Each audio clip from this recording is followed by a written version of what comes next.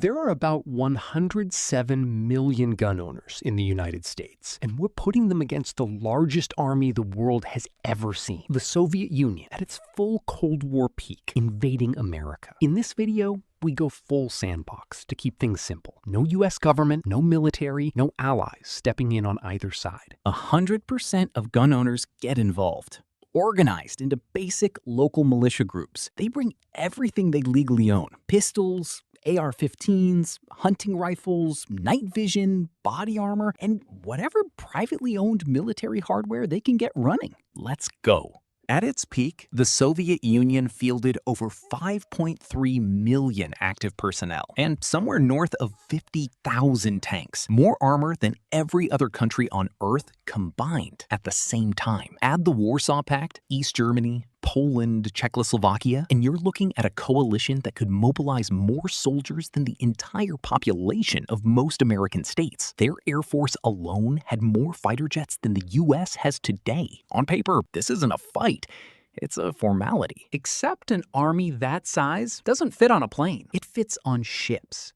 And the Soviet Navy's amphibious fleet was built for the Baltic, short hops between friendly ports, not a transatlantic invasion. So the real opening move isn't a beach landing on the California coast, it's Cuba. 90 miles off Key West, with a government that would let them stage, and deep water ports at Havana and Mariel already built. Move divisions there over a few months, and the actual crossing to Florida takes hours, not weeks. This is the nightmare scenario for anyone in the Southeast.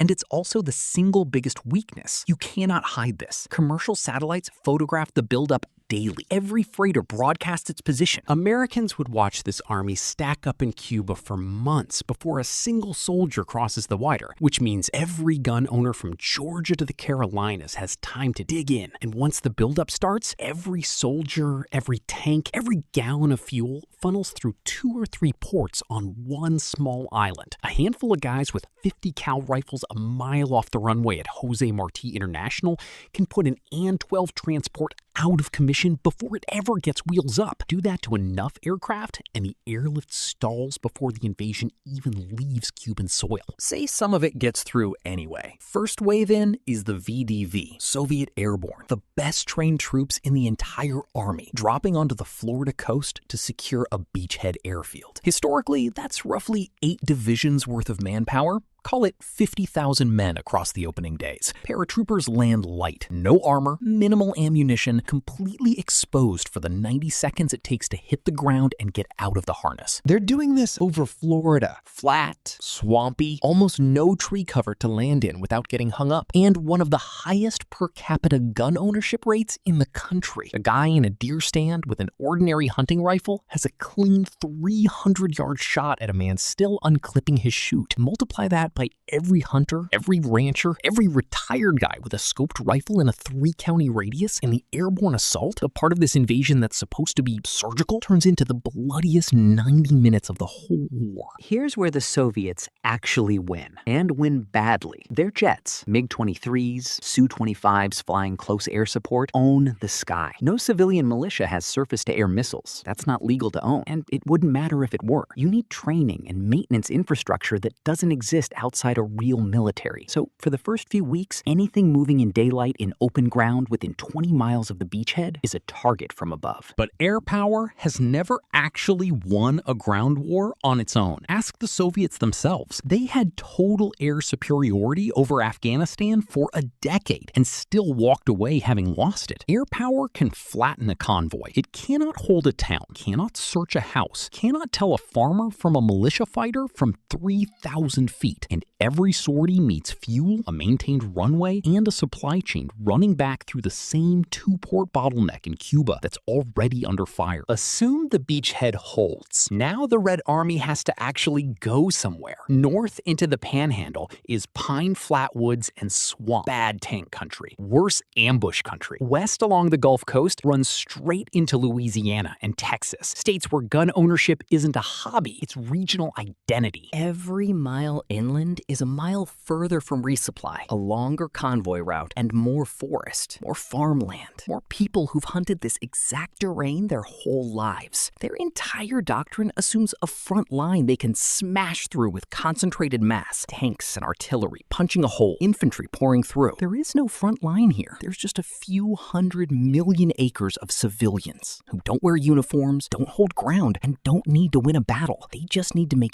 every convoy, every fuel truck, and every forward base cost more than it's worth. This is the part invasion planners always underestimate. Logistics don't stop being a problem once the fighting starts. They get worse. A modern mechanized division burns through fuel and ammunition at a rate that requires constant resupply. And every one of those resupply convoys is rolling through hostile territory with soft-skinned trucks, no idea which farmhouse has a rifle in it. Historically, the Soviet economy was already stretched thin, maintaining a Cold War peacetime footing. An active transatlantic war, fought 3,000 miles from home, fed through a single Caribbean choke point, would bankrupt it in months, not years. The wild card everyone jumps to first, and it's actually the least likely move on the board. You don't nuke the ground your own army is trying to occupy, and doing it anywhere else invites an escalation nobody in this scenario wants. Take it off the table. What's left is the largest conventional army in history, fed through a two-port bottleneck, fighting street by street and farm by farm through the most heavily armed civilian population on